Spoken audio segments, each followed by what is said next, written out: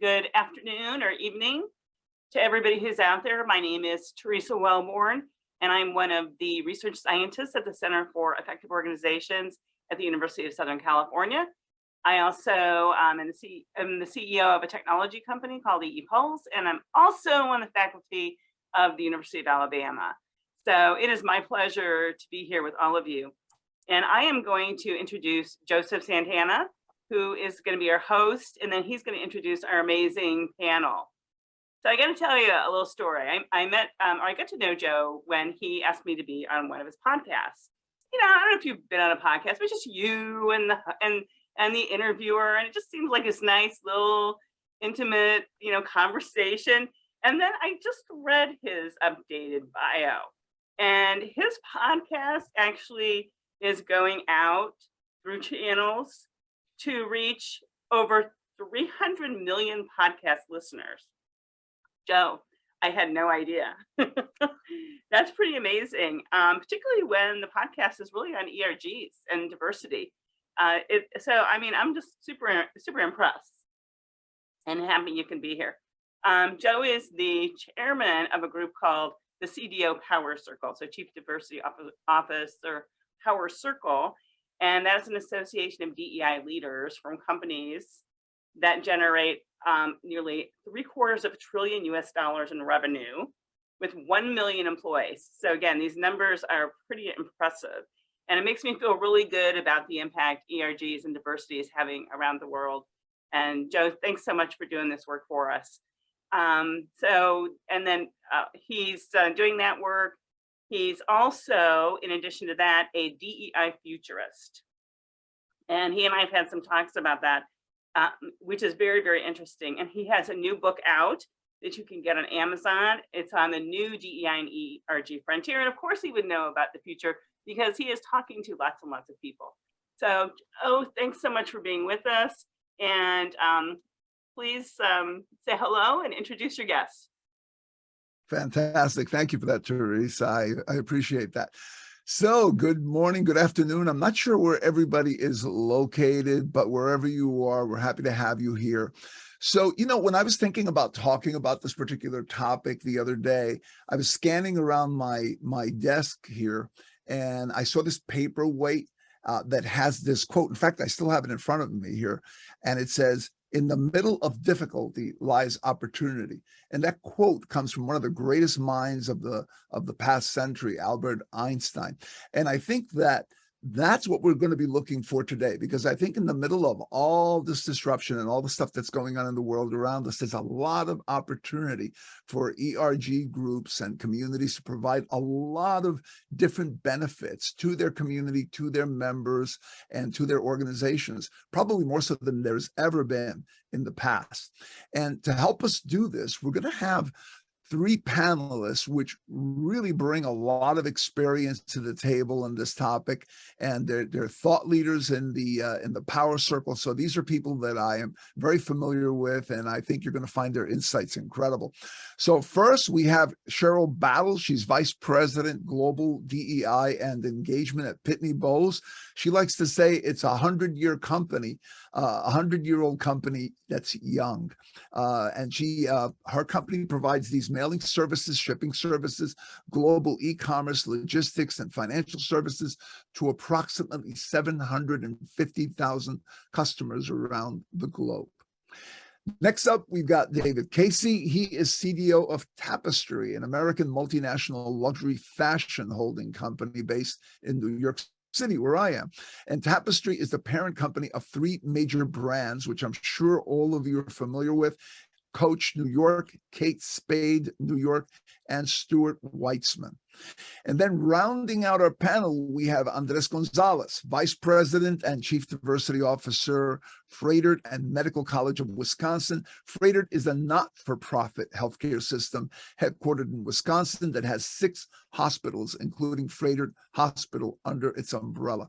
So I want to thank you all for joining me here today. I'm really excited about having this conversation with you. We've had conversations about opportunities and things happening that impact how DEI can drive value to organizations. But today we're kind of focusing in on the ERGs specifically. So I'd love to just kick this off with the first question, which is, let's talk about how your organizations have been impacted by the new normal. What effects has that had on your workplace, workforce, and your marketplace? So Sheryl, if you could do the honors and start us off on this. Joe, I would love to, and thank you for the opportunity to talk about something I love. When you said opportunity, and I instantly thought, well, we had Earth, Wind, and Fire singing September, EWF, in a discussion about ERGs and DEI. That's alphabet soup I can get into. It's really rich with opportunity. And I know, there's been some discussion about what do we call this time we're in, this time of tremendous transition. And I actually like to call it the current normal. Because we're not where we were and we're not where we're going. In essence, we are where we are, and we have to get comfortable in the uncertainty. So when I think about the impacts from the current normal, I see both diversity and inclusions linked to market realities, as well as evolving work styles and preferences.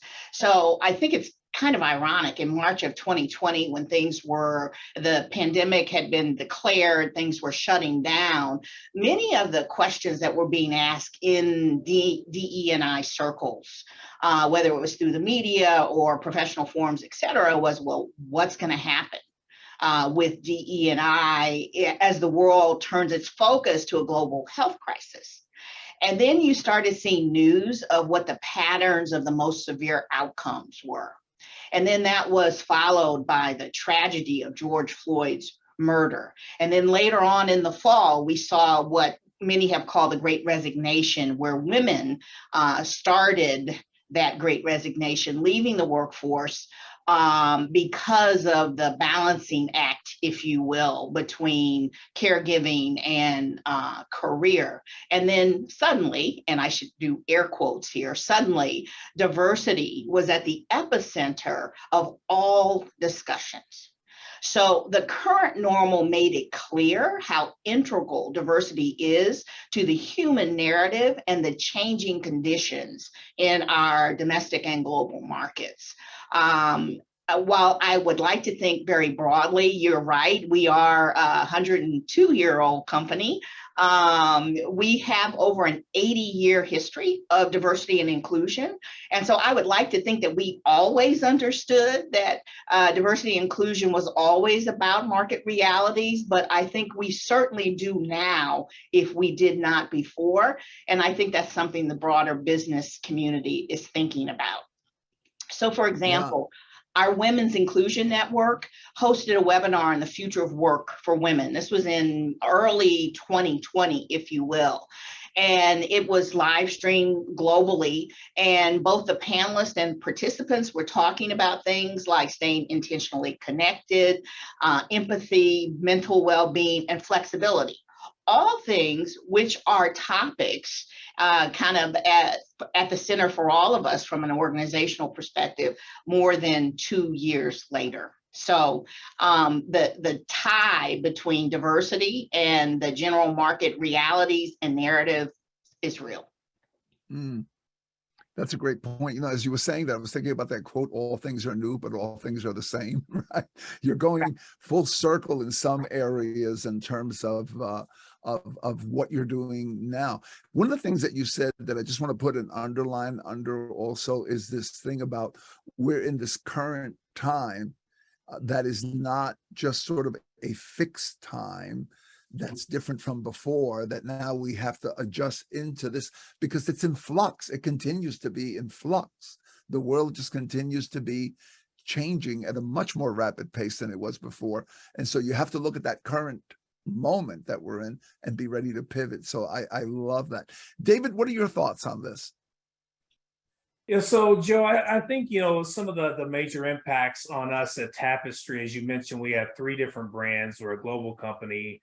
When you think about the workforce, the workplace, and the marketplace, I'm going to start with the marketplace, and then I'll talk about the workforce and workplace. But we are seeing some dramatic shifts in the marketplace. I mean, we are a direct to consumer or a business to consumer organization. We sell directly to consumers, and the way people bought things, the way we manage supply chains, to get those products to our consumer has changed dramatically over the past couple of years.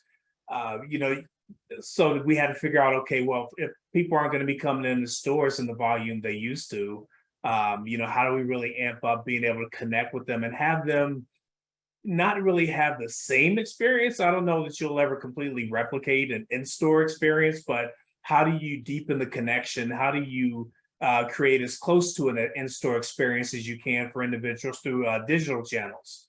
And as you think about digital, that raises questions of equity and who has access to digital and things of that nature. So, we've had some dramatic impacts and shifts in how we think about how we even get what we make and what we sell, and our experiences, how we get those to the consumer. From a workplace standpoint, Sheryl covered off on a lot of these, but it's really thinking about the shifting needs and the shifting expectations of talent in today's workplace. Joe, I cannot tell you how many times as I get out there and hear hear a lot of people talk from different companies about, the new, we'll get back to normal, or we need to figure out what our new normal is. I don't think we have any clue what our new normal is just yet. I think some folks are still thinking that at some point people are going to be back in offices the way that they were before COVID, before the outbreak of COVID. I don't think that's going to happen. And what really blows my mind is those leaders that have that expectation and I ask the question, okay, well, did you go out of business over the past couple of years? Did you lose productivity over the past couple of years? I mean, what is it about the past couple of years that you're now saying, we have to go back to the way it was? I mean, I've had people tell me they're even more productive now, working in hybrid environments or working truly remotely than they were before. So I think, at some point, leaders are going to have to move beyond this expectation that things are ever going to look like they did, prior to the outbreak of COVID. And that also leads me to the workplace environment as well. I don't know that we have to really, really be very thoughtful about what workplace means. And it's not even just, are you in a physical company-owned office or home? It can be anywhere. Again, the whole purpose of having these environments that we really leveraged over the past couple of years, it really shouldn't matter where an individual's working. So I think we have to get beyond even the binary concept of what it means to work now is either in the office or at home. Work is wherever you make work, wherever you get work done, for the most part. Again, as I mentioned, we are a direct to consumer company. We do have physical locations and stores, and obviously we need to have people in those physical locations. But for those who have the ability to be in a non-confined space, we have to think about that. When I think about ERGs in particular, Joe, and some of the impacts that they've had on this kind of current reality, as Sheryl called it, I do think that there's a broad swath of people who work in our companies every day, but for those who really need and leverage the human connection, one of the things I think we've seen is that our ERGs have kind of helped us figure out how to establish new bonds. And one thing that we've realized is that there is a desire for that. Over the course of last year to now, we've seen a 63% growth in our ERG membership. And, so people I think what that's signaling to me, we haven't done a formal study to really dig into what really drove that membership. One is ERGs are fairly new to our company, so I think there's some maturity that's happening in that regard. But I think more of it's driven by, what are my social networks now? What are my professional networks now? And they see these kind of ready-made cohorts in ERGs, and they're leveraging them to fill in the gap, if you will. Yeah, absolutely. Absolutely. And in fact, our next panelist here, Andres, I had the pleasure of meeting his CEO, who was actually in one of the episodes of the podcast. And she actually talked about exactly that, how these networks have become sort of like these cultural life rafts for organizations, because it's a ready-made association, a ready-made virtual community that people can attach to, so that rather than just doing a job and they only interface with a supervisor and a couple of colleagues, they also have other interconnections into the organization. Andres, I'll let you pick up from there. Yeah, no, absolutely. So I just wanted to say that I echo a lot of the same comments that Sheryl and David certainly provided. I think we had the same experience, maybe a little bit unique, being in healthcare. I think that COVID certainly tested us in many, many ways, not only from a workplace, but probably critically important, or more importantly, quite frankly, was the whole aspect around community and marketplace for us. And so I think that as I look at, this last couple of years and what we have learned and how our BRGs have been certainly not only the talent magnets and the talent incubators and the generators, but also looking at ways in which they have been engagement igniters as well, where they actually have been extremely helpful in terms of creating that network for our staff, right? And really connecting individuals, especially when now we're actually doing business in 20 different states. It's wild to think that, a very localized Wisconsin-based healthcare system now has staff members, which is what we call our employees, in 20 other states, who, by the way, will never set foot in Wisconsin. And so I think to some of the comments made earlier, it's how do we actually then make sure that we are connecting authentically those individuals within the organization, that they're getting to know their leaders, that they're getting to know their teams, right? That we're positioning them for success, and ultimately that they have an exceptional employee experience, because if they don't, guess what? They're going to leave us, right? And they're going to go elsewhere. And so we really have looked at ways in which our ERGs, we call them actually in our ecosystem, we call them business resource groups.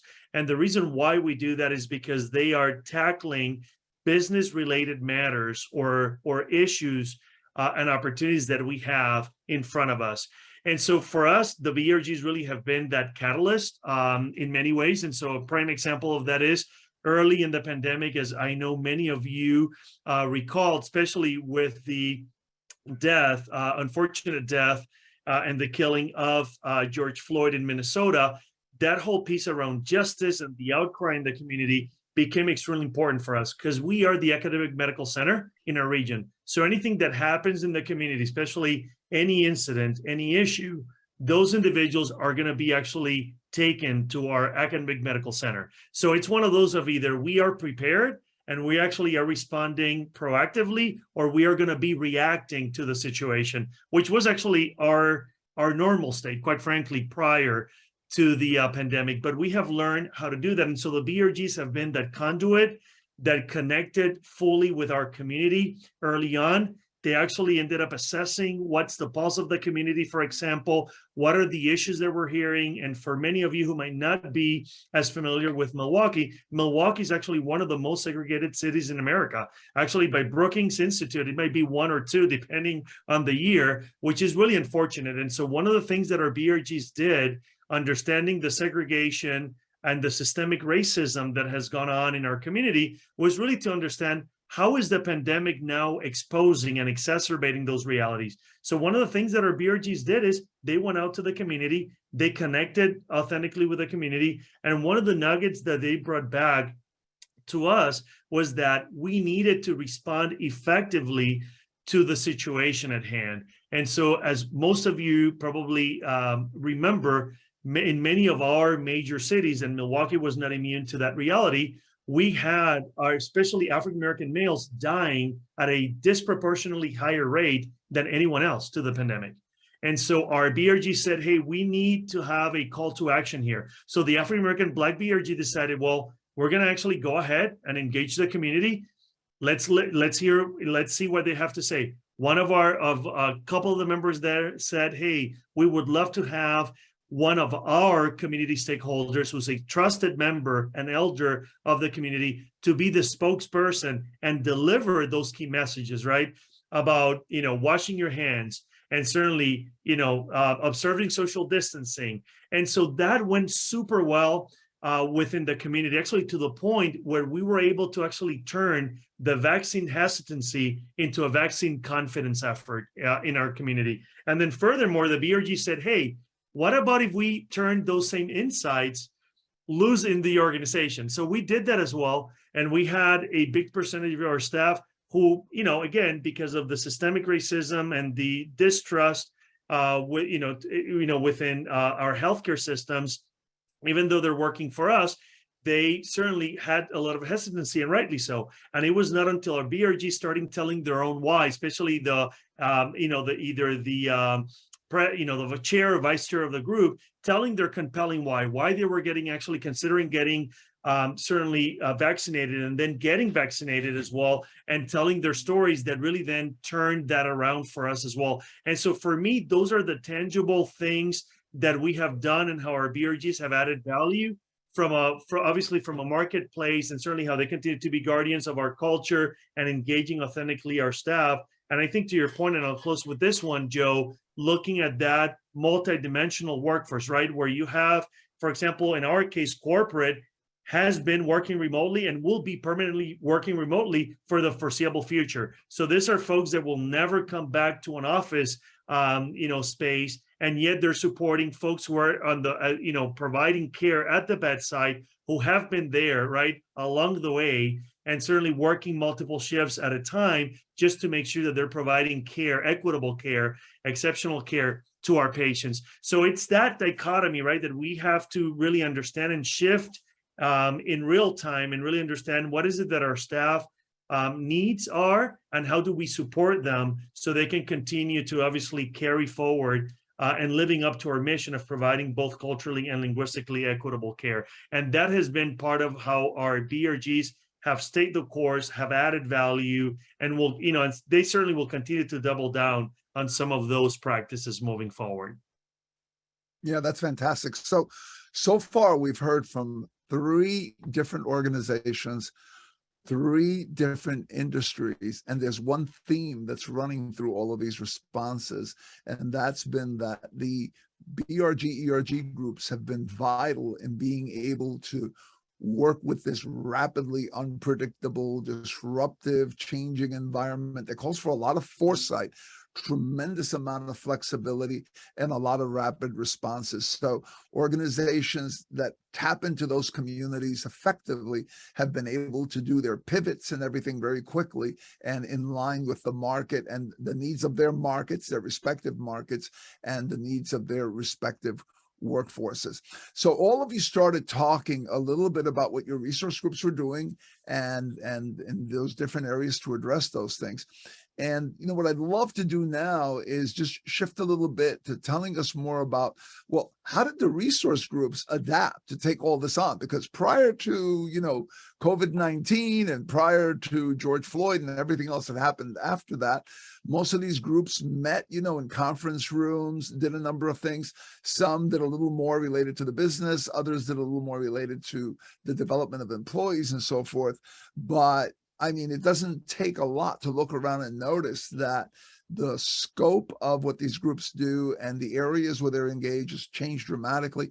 How did they do that? Like, what are some of the things that they did? So Andres, I'm going to stick with you to start us off on that.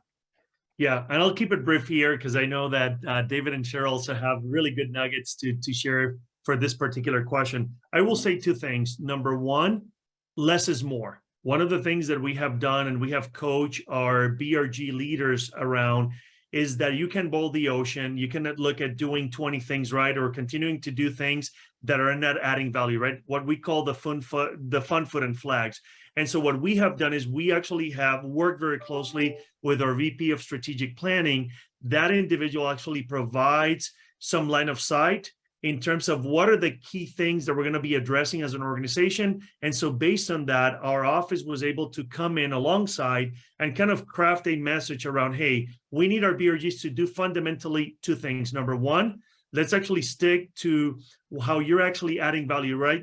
Kind of delivering on the WIF and what's in it for me proposition, right? Value proposition for the members. And so on that particular, from that particular standpoint, our BRGs have been heavily involved and really became an extension of our learning and development function that really carries forward a lot of our staff engagement efforts within the organization to really understand what is the current state, right?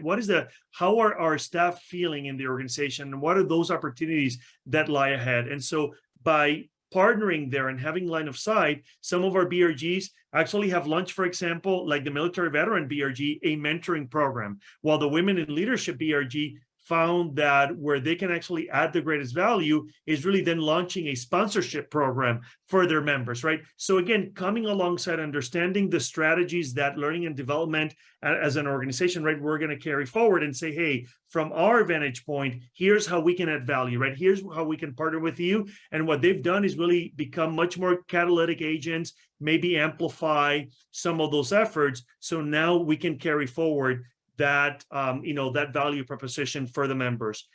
On the other side, the BRGs actually have taken certainly have taken the same steps. And so a good example of that would be our Latinx BRG, where early on in the pandemic, we learned that the algorithmic biases that existed when we actually stood our telehealth platform was actually inhibiting our ability to provide culturally, but more importantly, linguistically equitable care to our limited English proficient communities. And so the Latinx BRG said, well, wait a minute, we know that we have a great language services team here. How come you guys have not spoken to them, right? So they brought them in. We had a great discussion. Our BRG members actually led the way. They actually provided some insights. And within 72 hours, and actually Joe knows the story because our CEO will tell that story of how we turn a faux pas into a great opportunity for us. We're able to go first to market here in southeastern Wisconsin with all the capabilities from video remote to telephonic interpretation to obviously Skyping in or Zooming in one of our own interpreters for every single encounter that we had.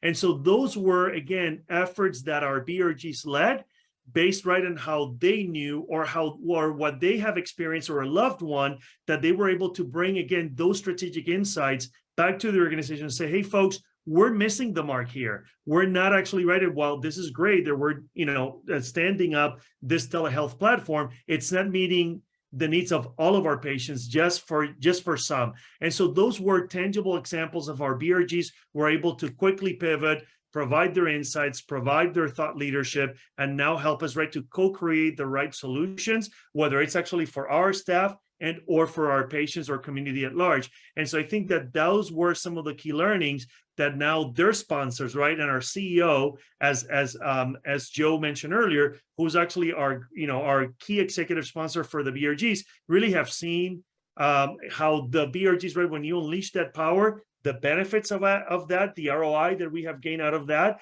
and certainly has helped us to gain market share in our footprint here. So it's a great story, and those are the type of insights and engagement and thought leadership that we actually will continue to ask our BRGs to exercise moving forward. But it's going to be right in terms of looking at very specific things, doing less things, doing them deeper, much more meaningful, so we can actually then look at the collective impact that we can have for our staff and or for the patients, consumers that we serve. Excellent. Thank you for that. Sheryl, what about you? So, and I see a note here on the spotlighting the speakers' faces so you can focus on who's speaking. So we can probably help too by going off camera. So but we hear you. We're here. It's me. There are a couple ways that our inclusion networks have really adapted. But I'll start with the fact that our women's inclusion network, for example, was always hybrid. So it was a virtual global network, and we would hold site-specific discussion groups, if you will, or watch parties for certain webinars or sessions or trainings, et cetera. But it was always virtual. So it's been very interesting as we have, as that model was actually pretty seamless in shifting over. When I think about culture sustainers, and David talked about it eloquently, Joe called it a cultural life raft. In many ways, our networks really stepped into that role. So whether it was, online gatherings, conversations of understanding, seminars, training, et cetera, it really did help employees in general stay connected, give voice to questions and perspectives. I was chuckling before I got on. We're setting up here. I'm in the office setting up at headquarters for a global town hall that our CEO is going to be hosting not that far from my office. And there are going to be some people who come in, but we're connecting everybody virtually.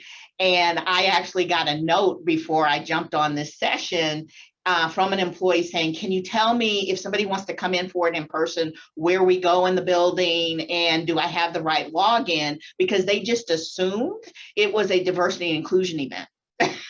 So our employees have gotten used to us being in that role of, hey, we're the ones who are convening the world, if you will, to talk about what's going on. The second is around an intersectional lens, and I know that David has some really good thoughts about this, but it ties back to my comment about diversity and inclusion really kind of linking and aligning with market realities. So our inclusion networks really are providing more of an intersectional lens about things that affect everyone. So for instance, we do allyship forums. And in these forums, it will be, women, it'll be our LGBTQ+, it'll be our BIPOC, it'll be a variety of our caregivers networks. They all get together, and what they're talking about are issues that cut across the communities, whether it's psychological safety, mental well-being, whatever it might be. That intersectional lens is one that they've really taken on. As Andreas was talking about this compelling why on getting vaccinated and how his networks got involved in that, our network also wanted to address the issue of having advice from medical professionals that look like me. So we brought in and did a series of these, a network of physicians of color to talk about the facts, to talk about the hesitancy, to talk about the safety, et cetera, and support it that way. And lastly, this support on emerging issues. I think we are all saying it in different ways, but again, our Black History Month volunteer planning team, for example, did a webinar on mental wellness in the Black community, and specifically the impact of non-inclusive behavior on mental well-being, on productivity, engagement, et cetera. And our Women's Inclusion Network actually spun off and created another network called PBCAN. And it was an inclusion network for caregivers, and really designed to provide that support, information, and resources, best practices for caregivers. And they would hold everything from virtual lunch pods to bringing in our in-house experts on benefits and total rewards to talk about some of the things we were specifically doing to support caregivers. So our networks really continue to kind of prove out that what's good for diverse talent is good for all talent. And they stepped into that role to do that in a couple different ways. That's fantastic. That's fantastic. I mean, so far, what you've talked about, what Andres talked about before, there's a boatload of ideas there on different ways to pivot and actually be able to drive new forms of value that maybe they might have been needed, but not as much as they are today, for sure. Right. So wonderful stuff. David, bring us home on this topic now. I know you've got some great ideas in here as well. Yeah, Joe, when I think back to, so I started doing this work in 2002. And when you think about some of those days of resource groups and networking groups and affinity groups and whatever we called them over the years, we used to measure success by the in-person activities we could have. Let's have this lunch and learn, let's have this volunteer activity. And I think we're getting back to some of the in-person volunteer stuff, but we used to measure a lot of our success across these groups by how many people we could get to show up. And what I think resource groups have done over the past couple of years, they've enlightened a lot of us on how they can serve as canaries in the coal mine. And what I mean by that is, I think to Sheryl's point, and Andres brought this up as well, they have shown us how we can now pivot and not just use technology for the sake of efficiency, right? So we started talking about how we're going to have to bring technology into our workplace. Everybody's thinking about how's it going to make us more efficient. But what our resource groups did and have played a lead role in, again, as Sheryl mentioned, over the past couple of years, have been the conveners of all things life, all the stuff that's happening out there that we, unfortunately or unfortunately, the truth is we don't leave it at the door when we come to work, right? I don't think anybody expects that we should have to do that or can do that anymore. So our resource groups have been the kind of leading edge on helping us rethink what the greatest benefit or how we can best use technology. It's not just a matter of efficiency. It also can be a means of relationship building.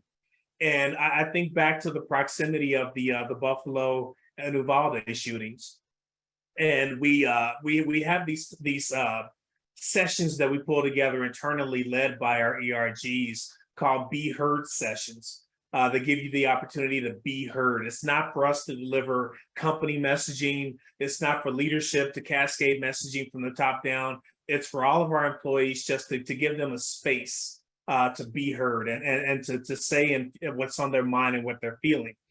And so because of the proximity of Buffalo and Uvalde, two of our groups came together to sponsor a conjoined Be Heard session. And it was our Black Alliance ERG and our Working Parents and Caregivers ERG. So, again, kind of leading into what we can talk about later with the intersectionality, we saw that as an opportunity for these two groups to come together on similar topics and leverage technology to build relationships, to help us understand how we can best connect with each other when we're not physically able to do that in the moment or in our current state. So, for me, Joe, I think, again, one of the biggest benefits of this is, our ERGs helping us rethink, especially those of us who may be a little bit older, who maybe didn't grow up with technology as a means of building relationships. But I really think that's a role that our ERGs have helped us to understand and really leverage over the past couple of years. Yeah, absolutely. When you use that term canary in the coal mine, I paused for a minute because I was just working on an article on that a couple of days ago for one of the upcoming letters. And I did a little bit of research, and you've all touched on this, but I think it bears putting an underline on it. And that is that our employees in our organization are more in touch with the thinking of the workforce and the marketplace in many cases, more so than even leaders are. There was a survey that was done that showed that when it comes to politics, when it comes to social issues, a lot of leaders lean very heavily in one direction, which is very different from what the majority of people in the country who actually make up the customers and make up the workforce, the way they lean. So the distributions are different. And in many cases, you have organizations that have made some basically unforced errors, like saying, let's all go back to the office because that's what everybody wants to do. Maybe everybody you're talking to in your immediate circle. But generally, if you look at the demographics across the country and in different places, that's not the case, that everybody wants to go to the office. There are some, but not everybody. And I think organizations are getting smart to the fact that ERGs represent a window into the workforce they also represent a window into the marketplace to a great degree. So love all those comments. What I'm going to do is I'm going to combine two questions together because I want to leave enough time for participants to jump into the discussion. So the first question is, what are some future signals that you're tracking now? We know that everything is in flux, that we're not, as Sheryl put it at the very beginning, we're not where we were, we are where we are, and we don't know where we're going yet. But there are signals out there of where it is that we might be going. And, you know, as the old saying goes, the future is here, it's just not distributed evenly. So we don't all see the same things, but would love to get your perspectives on what are some of the things that you're tracking. And then if you could wrap that up with what's that one piece of advice that you want to leave everyone with at the end of this. And so we're going to start off with you, David. We're going to stay with you and get your thoughts on that first. Yeah, Joe. So one thing that I think about a lot, and that's you know, everybody asks me, I get asked this at least once a week, what do you think the key is going to be for us to move beyond this current divisive environment? And you know, again, Tapestry is a global company, so it's not just about the level of divisiveness here in North America or the United States, but globally for that matter. I think, and when I think about that, I always go back to, again, I think both Andres and Sheryl may have mentioned the term intersectionality earlier. As our resource groups continue to mature at Tapestry, we are really, really highly encouraging them to do two things: simultaneously dig in deep, help us, help our customers, help our communities, help our leaders, help each other understand the uniqueness of our identities, but also let's make sure we take every single opportunity we can get to come together across similarities. And I think our resource groups are the perfect working labs to demonstrate how that can be done in our workplaces. So, you know, again, we're going to put a lot of energy and effort into ensuring that we get that we extract and let each other really realize the benefit of resource groups that represent different vertical identities, but none of us identify across one identity only, right? I'm a Black and African American. I'm also a military veteran. I'm also a father. I was a caregiver before my parents passed. I mean, I have multiple identities, and I think our resource groups are a perfect channel for us to teach our workplaces and communities at large on how to both acknowledge and celebrate our differences, but come together and leverage our similarities. And on the last note around, you know, what advice and what I offer up as we go forward, please remember, this is hard work. It can, depending on the topic you're addressing. It's not always bad news and gloom and doom and getting over stress. Some of it's fun. We do like to have some fun too. We do still take advantage of, you know, I know Andre said it can't only be about the food, fun, and flags. And I think we've all evolved past that, but we still try to tap into, let's just sit back and let our hair down, if I had any. Let's just let our hair down and have some fun every now and then, right? So I think one thing we have to be very, very careful of is acknowledging that some of these topics that we're dealing with, our ERGs help us navigate, can be very physically and emotionally draining. So we have to be very in tune with that and make sure you're creating the space for these caregivers to care for themselves. Make sure you're creating spaces for your ERG leaders and members just to come together and you know, provide them resources, provide them the opportunity to talk about what's on their mind, as opposed to always expecting them to be the ones leading the conversation out front. And we're putting together an ERG Leadership Summit in October. And part of that curriculum or that agenda for that meeting is going to be, how do we help you take care of yourself before you can take care of others? Excellent. That's excellent. So the signal that you're watching is that divisiveness, which doesn't look like it's getting better. It actually looks like people are becoming even more divided based on a lot of the research that I've seen. How do we, you know, heal that a bit in our organizations? And then the second thing is the focus area is self-care. And that's definitely spot on, especially with all the activities going on. Andres, why don't you pick up from there?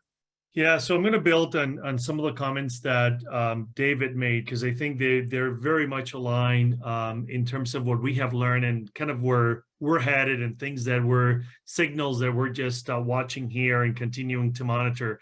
So I think that one of the things that we have learned that is one of our greatest opportunities, and again, we know we're not alone as a workplace of choice or employer of choice, is how do we tackle this issue of recruiting. It's not that it's easy, but it's easier than how you onboard and how you retain your staff. And I think that that's an area that we certainly have some opportunities. And so to that point, our leaders actually in our Office of Diversity and Inclusion really engage authentically, actually in partnership with HR, with a number of our HR executive team members, our BRGs, to really understand what is the current state, right? What is the lived experience within our healthcare system? And based on that, we actually asked our BRGs to weigh in and help us to co-create a new employee life cycle that we have rolled out now for fiscal year 23, where we actually are being very intentional and strategic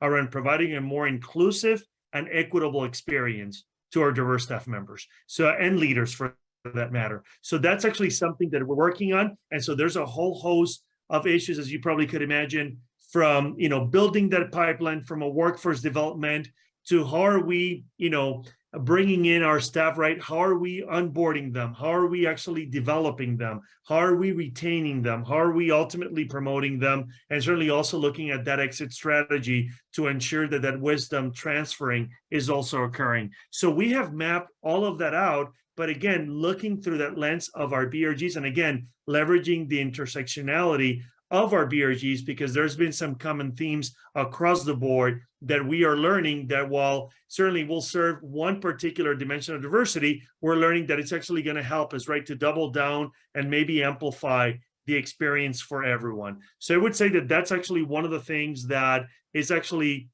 a key priority for fiscal year 23, where our BRGs are going to be doubling down on that. And then in terms of opportunities for the BRGs, for the members themselves or for the groups, I would say two things. Number one, again, want to double down on the wellness, the well-being of our staff. So we continue to do that as a healthcare system, right? How could we not do that for our own staff when we're actually promoting that for our community, for our consumers and our patient base? So that is going to continue to be part of the priorities. We have actually something that we call Wellness Wednesdays, where we actually invite different stakeholders, subject matter experts that actually deliver a key topic or discussion, leads a discussion around wellness or well-being. And certainly our BRGs are able to actually, are invited, they're able to participate, gain some insights, hopefully leverage that right for themselves and for their BRGs. So that would be one of the pieces that we certainly are promoting and encouraging our BRGs to certainly double down on. And the other piece, and this is one that I think professionally, I want to actually underscore. One of the things that we're actually doing far more intentionally is that we have actually lined up our ERGs or BRGs with our talent management strategy, and really now holding leaders accountable and the organizational accountable to those opportunities. So if our BRG leaders are exercising that leadership, right, on a volunteer basis, let's formalize that. Let's give them credit on their annual appraisals. Let's make sure that we are acknowledging that role as part of their succession planning over time. And then thirdly, let's make sure that we continue to develop them, right, for future opportunities within the health network. And so we're now building that into what we're calling an ERG agreement, so that actually it's signed and acknowledged between that leader and their one-up, but obviously with us having line of sight and ensuring that that actually happens for them. So just to make sure, right, that that doesn't go to the wayside, that they're actually getting credit for the, for their thought leadership, for all the great insights, and certainly all the efforts that they're taking on as volunteers of our BRGs. Excellent, excellent. And your one piece of advice, personal, to ERG leaders that are on this right now for themselves? Yeah, so I'll underscore a comment that I made earlier: less is more. Don't try to tackle everything. Look at one or two things strategically that it's going to be within your wheelhouse, or that you, through the intersectionality lens, of what the aggregate, right? All your BRGs are tackling, you know that you can actually support, sustain, certainly deliver on. And so that would be my advice to our BRG leaders and managers here on the call. Excellent. Yep. Don't try to boil that ocean, right? All right, Sheryl, bring it home now. Same two questions. And I know you said you wanted some time, Joe, for hopefully some interactive discussion. So let me try to very quickly. Certainly want to, as you see a lot of agreement with David and Andres and the things that you're talking about, Joe, this taking the divisive nature of the current environment into account. One of the things we're keeping our eye on is this concept of inclusion of everyone. So in other words, how do we make sure that all in the company see themselves and the benefit to themselves from the diversity inclusion narrative and strategy, or as you called it, the WIFM? Because if they don't see themselves, as we all understand, it's going to stall your traction, your support, and progress, and at worst case, really lead to misunderstanding, fear, etc. And we're seeing some combination of that happening in laws we're seeing popping up about around the kinds of conversations or training we can do with our employees. And you see it and will feel it internally as well. So for a quick example, about 5 years ago, when we were exploring launching our women's network in its current form, we've had a women's network since the late 1980s, but in its current form, about 5 years ago, we said we were going to hold a series of focus groups at over breakfast during some business kickoffs, and we did a series of them. Some men in a particular business unit heard, and maybe one or two, and said, you know what, we don't know what this is, but we're mad we weren't invited. So of course we fixed that by opening it up to everyone, having the several leaders and influencers who happen to be male to join in the meeting, but it taught us a very valuable lesson. Now in an environment that's even more divisive, it is even more important to really figure out how that value proposition applies to everyone. The second is this concept of being inclusive across time and space. So yes, we are still going to be in this hybrid environment for who knows when. Pitney Bowes we instituted agile work in 2008.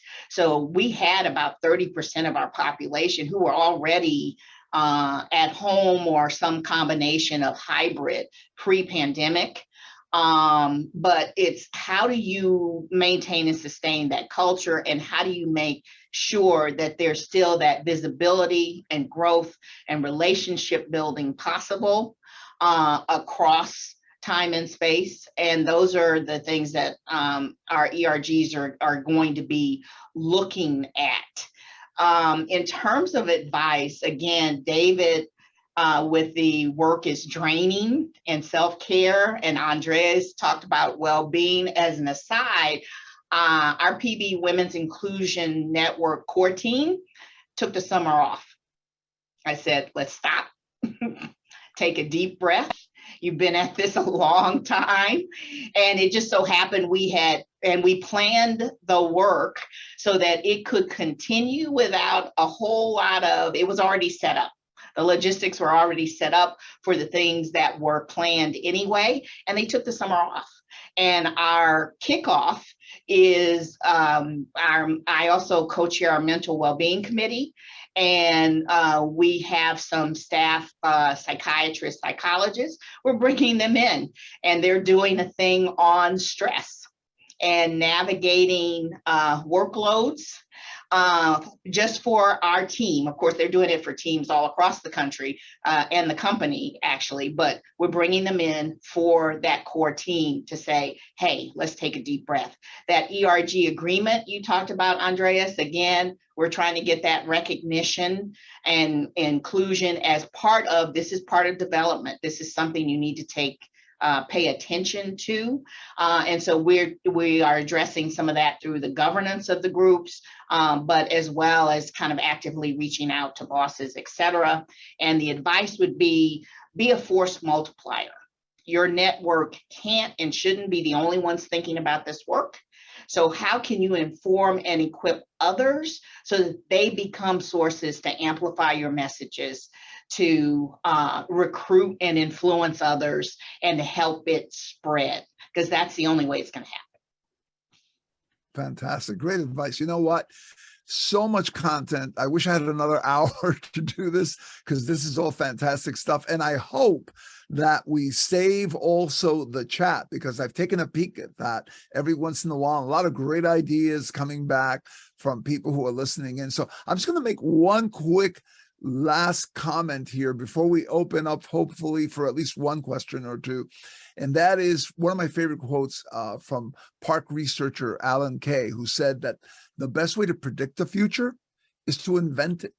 And the future of ERGs, if you look at all the things that you're involved in right now, you are in a position to steer this future in terms of how organizations and communities and your members, the world that they're going to live in, and how we're going to shape all this. You actually have a lot of power now, more probably than you ever did before. So I hope that some of the discussion that we had today, some of the comments in chat, as well as what you've heard from our fellow panelists, have given you some great ideas on what you can do to take the helm and start driving that future in the direction that you want it to go.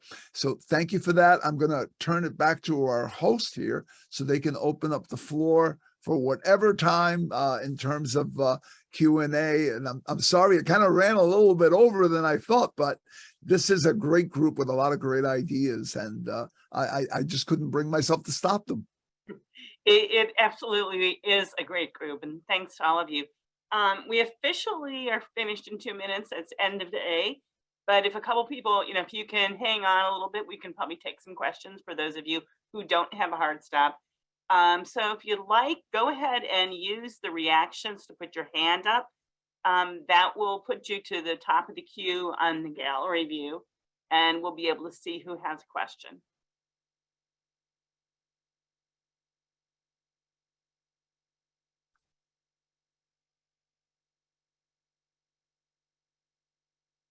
And it might be, Joe, that we're keeping them from happy hour. Oh, we've got somebody. Never compete with happy hour. Okay. I can virtually join you in happy hour if you'd like. I see Maria Krug has her hand raised. Yeah. Yes. I just wanted to say that I think it has been a tremendous day. I've heard so many fresh ideas here, and I know that DEIA is evolving. And one of the questions that I had, and this is kind of related to it, because I think that it's important to reinforce those principles as young, when the people are children. And one of the things that right before we came back from the break today, I saw something on TV about banned books. And the list is horrible. It has classics that I was required to read in high school. It also has a lot of authors that deserve to have a voice. You don't have, it looks like people of color were eliminated, people that are LGBTQ. When you're trying to reinforce with children that they fit in this environment and they need to have encouragement, what would you suggest be done to counteract this culture of banning books? Because I just don't like what you said. Yeah. Anybody want to take that? Sure. I would just say very quickly, as the daughter of a librarian who had a master's degree in library science, she would be appalled if she were still living at what is going on. Yeah. We're having this conversation about organizations because, unfortunately, our four walls, virtual or physical, are the places where, certainly in this country, people are most likely to be exposed consistently to the most diversity over the longest period of time. It's not happening in our public schools. It's not necessarily in our neighborhoods. It's not, you don't see it even in our houses of worship. So we become the great crossroads or intersection where diverse ideas and thoughts and perspectives and the value of leveraging those differences to deliver superior results, we become the preserve of that. Thank you. It's related to the books. It's related to the books. So as you equip the parents and the aunts and the uncles and the and the cousins and everyone who works for us has relationships with children outside of our workforce. As you equip them, we also often will do family activities. So for instance, we did a virtual thing with the Dance Theater of Harlem, and we did it in the evening and made it a family event. So we had families participating, and we got pictures of little girls in tutus dancing along with them, right? So as you equip the employees, you are in turn equipping the families. And we have tried to be intentional about that, and we have to get even more intentional about it. Because if we wall ourselves off from the ideas and the conversation, it's never going to get better. Yes, thank you. Oh, this is incredible. It's the first time I've participated, and this is just amazing. I got up 6 a.m. this morning. I'm not even tired. Thank you so much. Yeah. Hey, real quick, Maria, also, and this is for anybody who's interested in the whole banned book issue we've got going on. I posted a link in the chat. The New York Public Library has a whole program around making a large number of the traditionally banned books available to anybody across the United States through their e-reader application. So the link is there. Okay, great. That's excellent. And Teresa, do you see any other hands up? I do not. So I am going to thank Joe. Thank you so much for your moderation. It was great. And to all of our panelists, thank you. Very inspiring, really helpful. We hope to connect with you and get you involved in other events in the future. This has been great. And to everybody who participated, we really appreciate you being here. And the chat was blowing up. Thank you so much for sharing all your ideas and your knowledge. And we look forward to seeing you tomorrow morning.